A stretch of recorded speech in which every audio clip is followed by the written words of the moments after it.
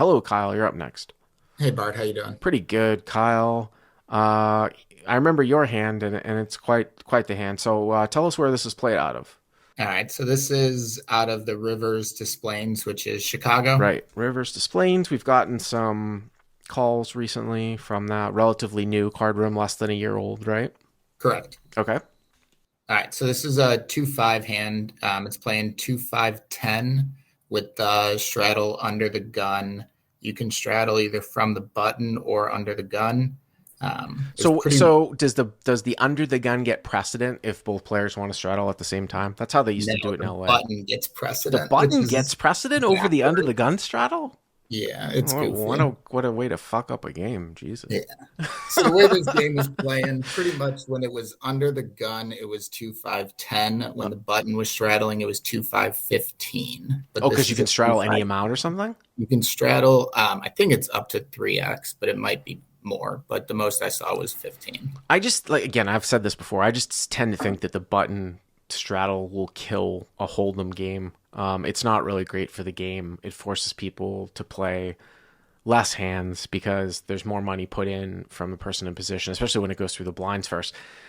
Whole thing where the button gets precedent over the under the gun is insane to me. I've never even heard that. That makes me think that the people that are running that card room have no clue what's going on at I all, agree with you. just by that, based on that one little thing, which wouldn't be surprising. What's the buy-in caps and stuff in this game? 1K is the cap. All right, so 1K. So But we yeah, are pretty deep here. We're about 4.5 effective. I had like maybe $100 more than him. The villain in this hand is first act, so the effective under the gun. with how much again? He's got So 4.5K. really, really deep, right, for this game. Correct. Okay. All right, so he opens to 40. It folds to me in the cutoff. I make it 150 with King of Spades, King of Diamonds. King of Spades, King of Diamonds, three bets to 150. That's a pretty good hand. Okay. All right, Yep. back to the villain. Mm-hmm. He makes it 500. So fold back to under the gun. Everyone else is folded, and he four bets to 500. Correct. And your head's up, right? Yeah, I call. I don't think I'm five betting anything this deep, so Yeah, I I mean, it's kind of interesting. Squish my tomato. It's hard to sort of balance a five betting range, even if you have aces. Although Nick Airball did it. I think I don't know if he's still in the live chat. He had that hand against that. I think he's an Indian dude, GT or something like that, where it was aces versus kings, and the guy somehow got away from it post flop. But Nick did put in the five bet. But yeah, this is it's somewhat tough to balance. Not that you'd want to be five betting here anyways without any dead money. I think probably calling here is decent. Again, a way to balance here, I said theoretically, would be you're supposed to put the extra bet in with aces all the time and then balance that with ace king suited. It's not necessarily reality because it would suck to put in a five bet here with ace king suited. I mean, I suppose you could fold to a shove, but so hero calls. correct. All right, so the pot's probably just over 1,000, right? Yeah, Yeah. I got it as 1,010 after the rake. Okay, so kings versus a four bet from under the gun. Okay, Yeah, so the flop comes Queen of Clubs, Jack of Spades, Three of Diamonds.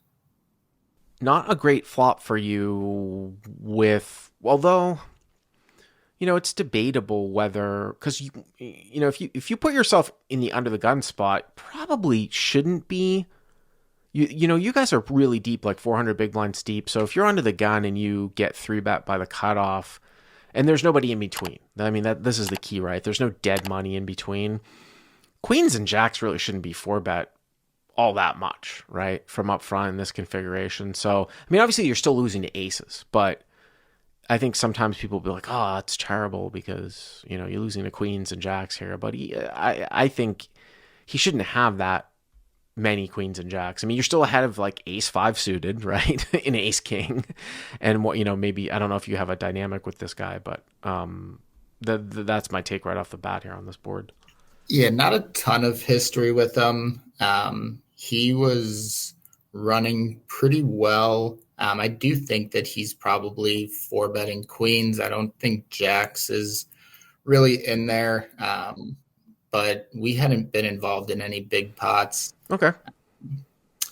So after the flop, he checks, which kind of surprised that he did not bet this board. Yeah, because usually in 4-bet pots, it's almost like an automatic C bet.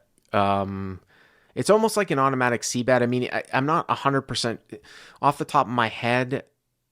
Here's the thing: on all but the most sort of connected of boards, you'll see that small sizing reflected in a continuation bet with a 4-bet pot. I've talked about this many, many times. This one's slightly different because of what we just talked about, where you will 3-bet call with queens and jacks, different from like 7 deuce 3, right? You will 3-bet and have queens and jacks here as like a lot of hands, whereas he's probably not 4-betting like we talked about queens and jacks. So at this stack depth, maybe it gets checked, but usually once the pot gets really bloated, usually you see bet for a small sizing and all but the most connected boards, and especially on boards where either player really has a set, like on where the board might be slightly higher, slightly lower, like the top card might be slightly lower, but in general you'll usually see betting go on here. Yeah. So I checked this back, thinking that I don't get value from just about anything. There's no flush draw. He can still have aces. I still think he can have queens. So I checked back. It's interesting to see what he would do with ace king here. I mean, I would think on the cusp, like a lot of people are just betting off ace king, ace 10 suited if they're taking 4-bets here too. There's a little bit of equity protection against a random ace if he was going to give up, but I see what you're saying. Like a lot of these like ace 5 bluffs might start a bet here. It would be like a backdoor wheel draw, and then there's a 75% chance that they would have a backdoor flush draw. I think that you could probably bet like 250, 300 some of the time here too. Okay. You know, I think that definitely has merit. But okay, so you check behind for pot control. The pot remains 1,010. Yeah. And now the turn's the 8 of spades. So it brings backdoor spades. I do have the king of spades. So, okay, so, yep, queen, jack, 3, 8, and the jack of spades and the 8 of spades are out there. Okay, yep. Now, villain bets 700. So he checks and now takes a 70% sizing. That's kind of odd, I think. I agree. Yeah, so villain bet 700. So we're a little bit off the rails here. Another CLP phrase. Okay, so villain bet 700. I mean, I don't think you can fold now, right? No, not to 1-bet. No. So hero calls. Yep. And the pot's 24-10. Okay. Now, before the river even comes out, the villain blind leads for 1,000. So he blind bets on the river 1,000 before the river even comes out? Like as soon as I called, because I tanked for maybe like 30 seconds. Which is pretty standard in a pot this size. It wasn't like I was really thinking about raising or thinking about folding, but just taking my time. And like as soon as I put the 700 in, he puts out a 1K chip and announces 1,000.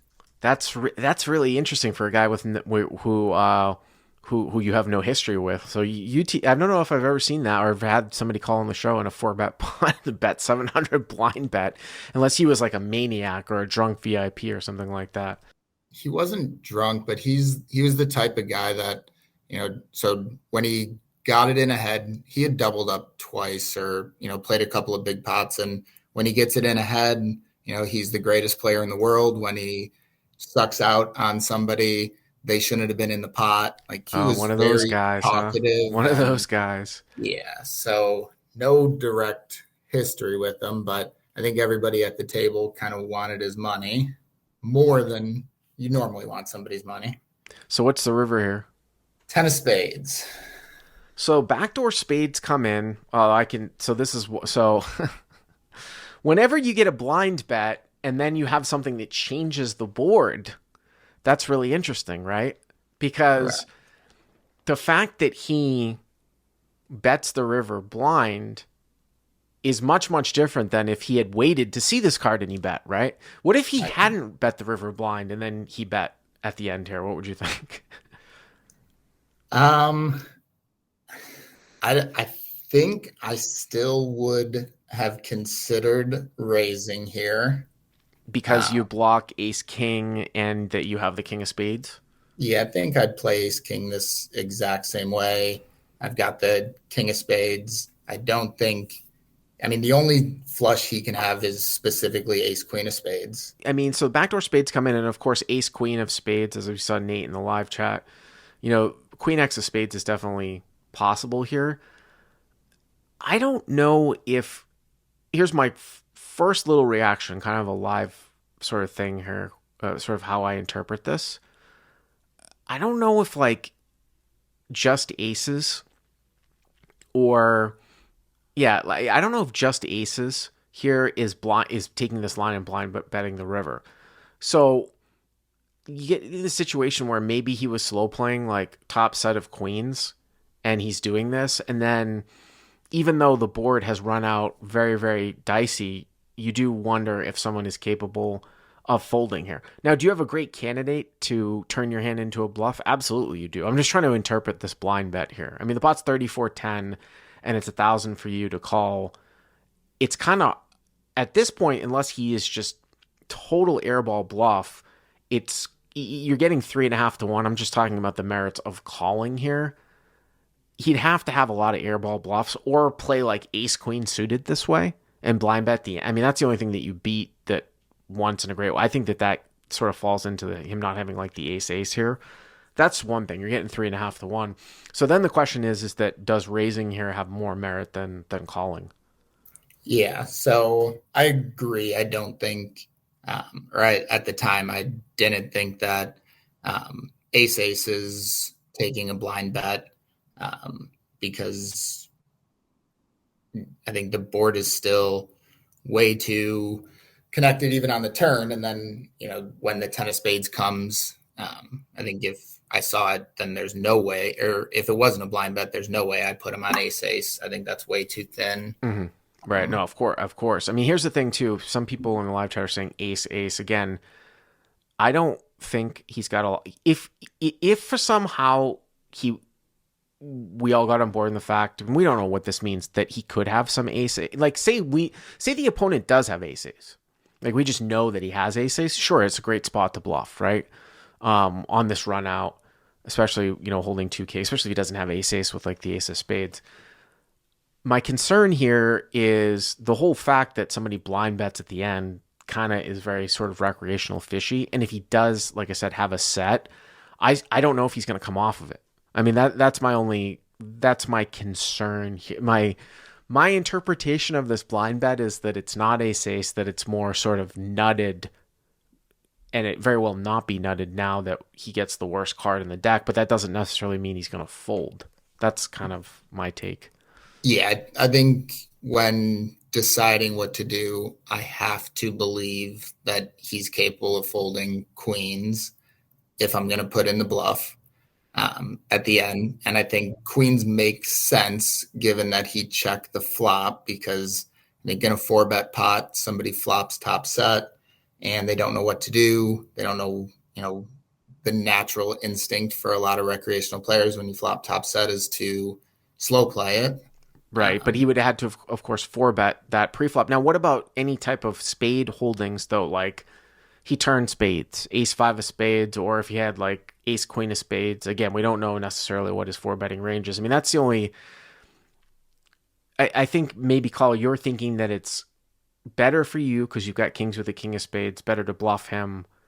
And my only counter to that is that you can't just mindlessly bluff him because his line could sometimes be consistent with some spades type holdings here too, but obviously less. I mean, it's much better that you have the king of spades in your hand. Yeah, I think I discounted some of the like ace-5 of spades because of the blind bet. Where if you get here in this pot and you've got ace-5 of spades, I mean, you're really. I don't think that necessarily takes the blind bet. I put it more on ace queen of spades, And but that's only one combo, right? yeah, it's one hand. I mean, I think the ranges are pretty condensed here. Do you think that calling is better than raising? Do you think that can we make a case that calling at 3.4 to 1 is better than raising if he's not going to fold a lot of these strong hands?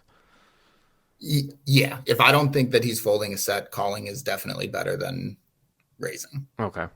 But you think you're going to get him off of a set here? A guy that checks top set and then blind bets the river, you think you're going to get him off of a set? I did at the time. That's why I sent this one in, because I wanted to kind of get your perspective So on. hero sounds like hero raised, and I guess the sizing would be all in, right? Yeah, I shoved for 3.3K. So 3.3K. So I mean that's the other thing too. You don't it's like a pot size raise, right? I mean he's gonna get 2 to 1, right? I yeah, mean you he's have a getting pot size bet just left. under 2 to 1. Yeah. Yeah, yeah. Okay. So hero raises all in and He ends up calling with red queens. yeah, yeah, yeah.